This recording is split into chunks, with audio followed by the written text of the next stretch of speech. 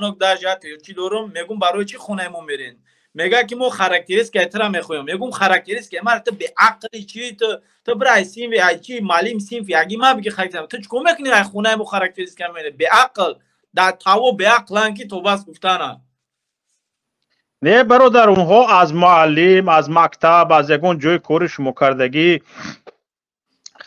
خاراکتریستیک شما رو گرفته شدگی هستن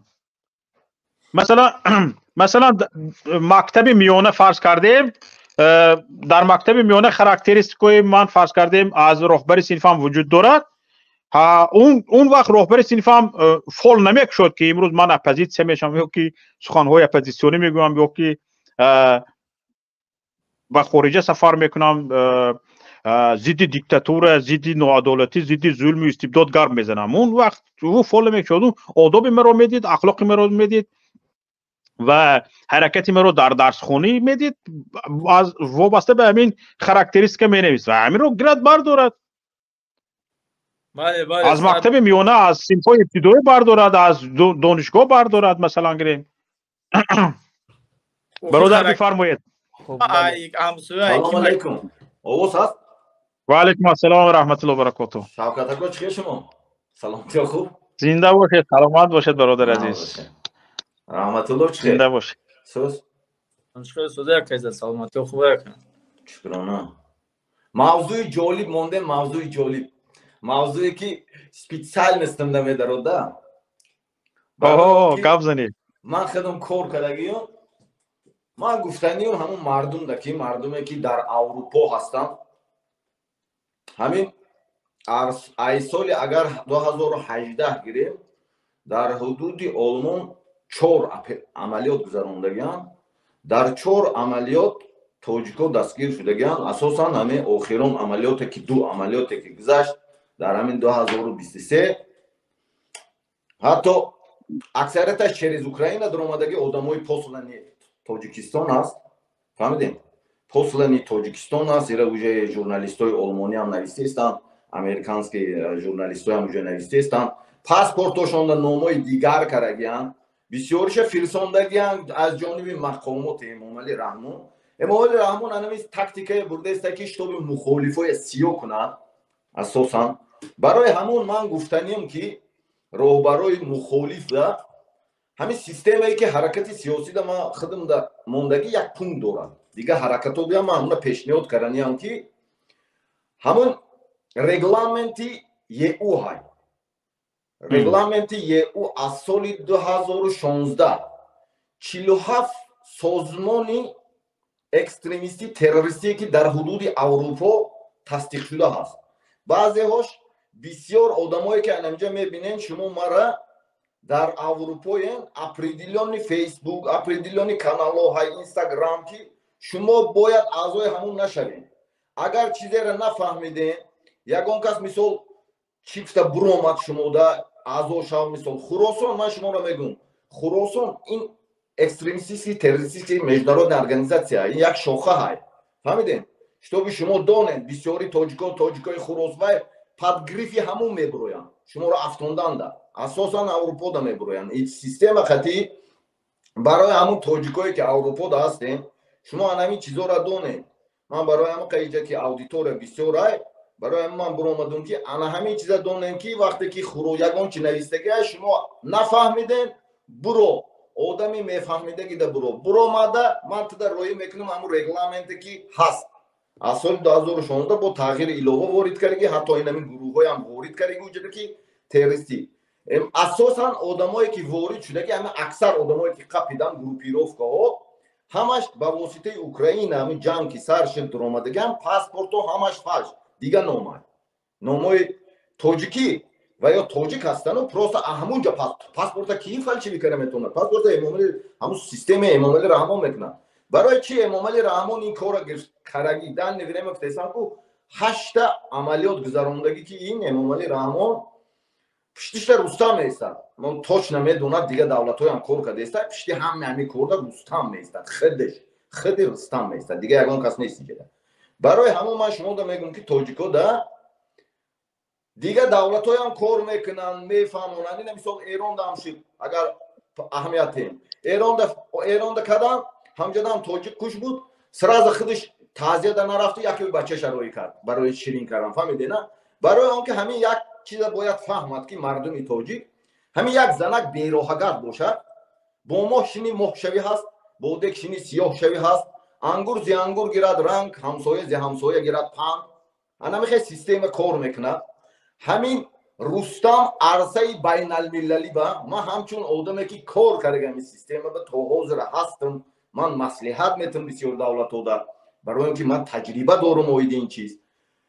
ҳамона мегӯям ки Рустам ки номи худаш сиёҳ шудагӣ, ҳамин як занаке ки бероҳагард, як касе ки дугона шавадгар ҳамона бероҳагард мекунад. правилно? як бачае ки дӯз бошадгар, як кас ки ҷура шуд ҳамона дӯз мекунад. ҳамон номи Рустами Эмомалӣ Гулмурод қати фиксировад шудагӣ. И запис оҳай чи натуда чи стран СНГ да ҳамада ҳаст ин чиз. Пака гап назадестам. Пака дан невиреме. Чи Хитой да ҳаст, ҳамада ҳаст. бисёр ҷоҳода рафтани Рустам бинем ки ягон президентиш бисёриш қабул намекунад. бисёриш қабул намекунад. барои он ки ӯ метарсад, ӯ мумкин нестай. фаҳмидем? ӯ чиста қапидагӣ связашад. ман шуморо мегӯям ки қапид барои анамун ҳамата асосан сиём мекунад. барои ҳамин шумо бояд роҳбарои ҳизбу ҳаракат да гуфтаниём ки ҳамун ман чӣ хел одамоя аъзо мекунам, як система дорам. ана ҳамун система ки худи одам да ваколат метиҳем ки штоби ҳамун асосан ино бисёр например солҳои 2018 19 20 21 баъзешда ҳамун одамое ки қапидагианд дастгир кардагианд баъзеш ҳуҷҷат дорад. ҳамун ҳуҷҷатҳое ки коғаз бамф мигратсиони служба чӣ пешниҳод кардагӣ?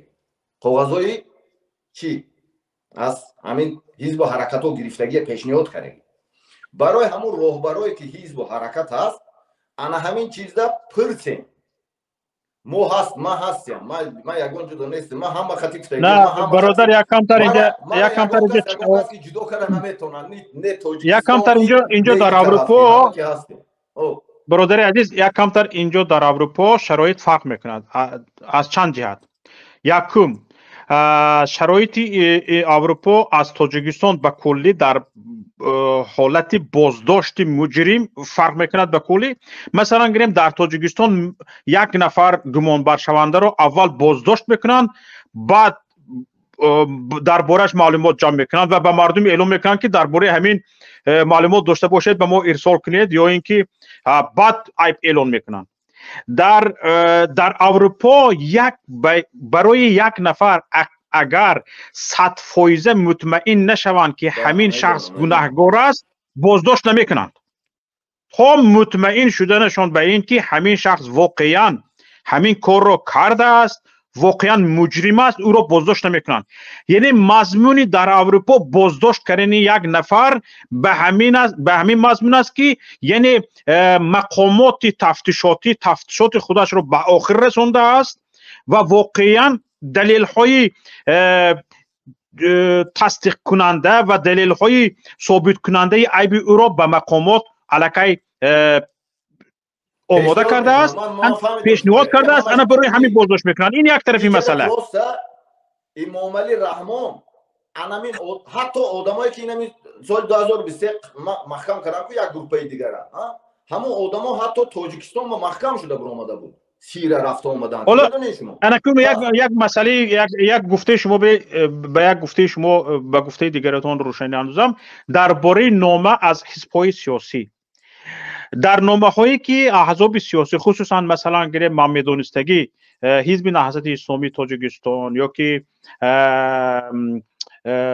جنبش آزاداندیشان یا که حرکت اصلاحات و رشد یا که اساسیاسیون مهاجران آسیای مرکزی در اروپا، اینها در نامه خود رقم تلفن خود، رقم واتساپ یا مسنجر خود، ایمیل خود را می نویسند در نامه و می گویند که ما آماده هستیم برای همکاری درباره همین شخص.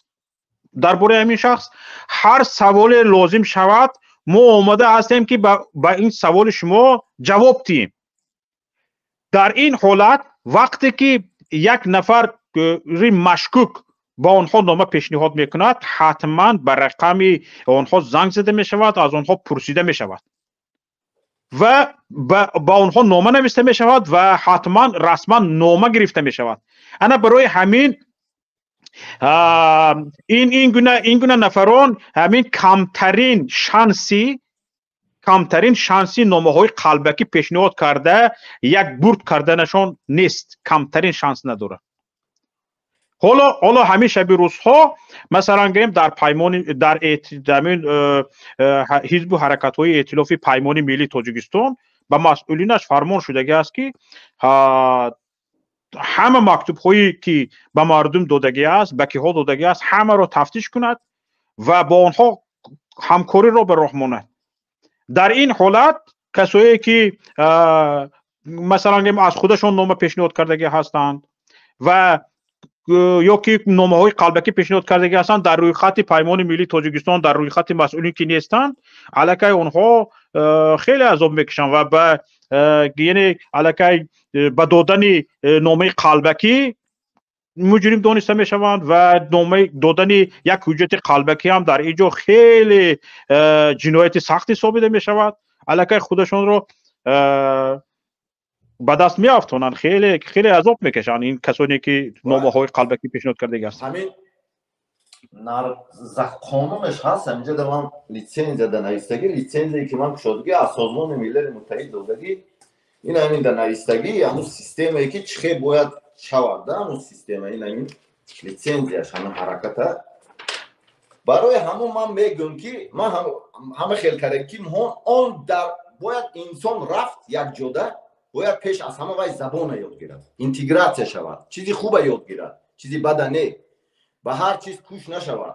نو ایدئولوژی که اوید مبارزه بردنش برای با هر راهی که مقرر کرده است، همون نظام نامه‌ای که حزب، حرکت، گروه برای همون ایجاد آدمای او وارد روان کردستند که پتو همین ترما به فکرم جواب دادستند هم خودشون قپیده گیره فهمیدین تیار کردستند اونجا بعد ایجاد روان کردستند که شتوب انمی مخالف سیاه کنند فهمیدین. انا همین چیزده باید مخالف راهبر هر کسی که هست باید احتیاط باید شد. همین مسئله ده که شتوبی انمون لوشکه ده نه افتوننده اکو خیلی ایجاد هر یک کس همه وقت جایی که